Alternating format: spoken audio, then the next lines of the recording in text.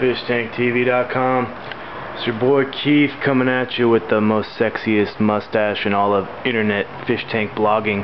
That's right, I want to do a tank update today on really all my tanks, but I'm going to start with my new dirted 29. Things are going okay, kind of as expected. Got crip melt going on, been kind of pruning little leaves off of all the crips, including the Balense, which is this really long one here. But I guess I expected that, so no big surprise there. The stem plants seem to be doing pretty solid. Went ahead and picked up a dozen neon tetras yesterday. Got them doing their little thing in there.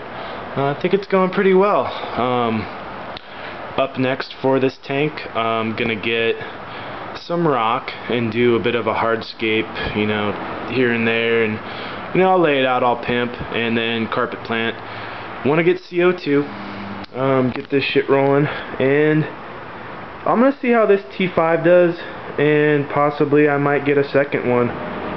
This particular one has a mounting bracket you can attach two together, so that's kind of cool. So that's what's up with the 29. I'm actually pretty stoked on it at this point. I'm really excited to see how it develops and you know, how everything fills in, grows in, and you know, get some more fish going in there. I think I want to do, probably keep it simple. I'm going to do for sure another dozen neons. Maybe even get the total count up to 30 and just have mostly neons in here. Maybe a couple small school of Cory cats, and maybe an Apisto or two, I'm not really sure. But right now I just want to focus on the cool school of tetras and you know, the plants itself.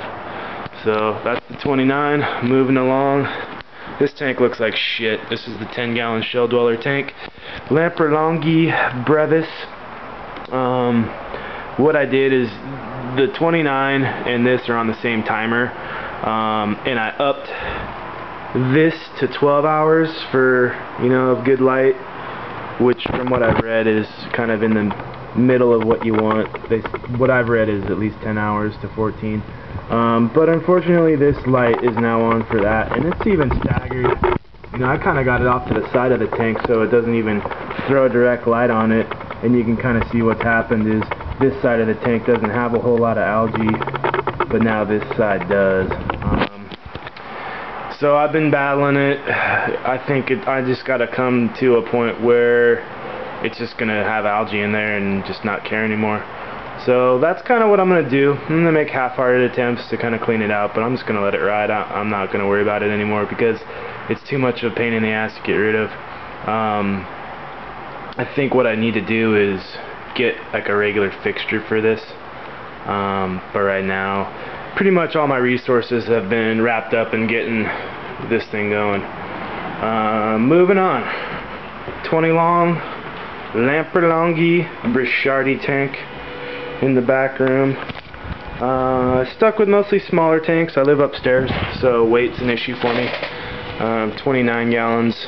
Water's about roughly 8.5 per gallon, so a 29 is going to be 250 pounds just for the water, which is okay. But you know, I'm not going to be able to do like a 75, or you know, I don't even really want to do a 55. It's just too much weight for the floor. This tank, well, I think last time I had pruned the valve, it's kind of growing back a little bit, but everything in here is just kind of looking kind of, I don't know, just crappy. I got some weird brown shit on the Anubias. Still a little bit of algae in here, but not much. But you know what? The fish seem happy, so I'm not really worried about it. And I think what's kind of obviously what's happening is all my attention's going to the new tank, and this one and the shell dweller tank are suffering.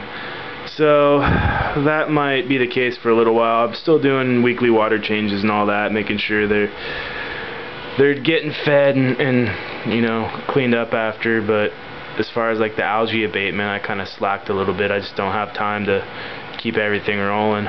But this one's actually pretty much under control. There's a little bit growing in there, but it's really not that bad. But I love these fish. They're just, look how cool that guy's, oh fuck, he left. His colors are cool. The female's got some good yellows and blues going, but the male, oh, he came back out. Look how bright. Let me see if I can zoom. That's just some good colors on that guy.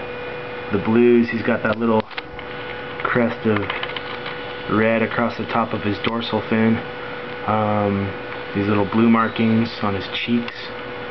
Just a real elegant looking fish, and I've always liked this species. I've kept it a few times.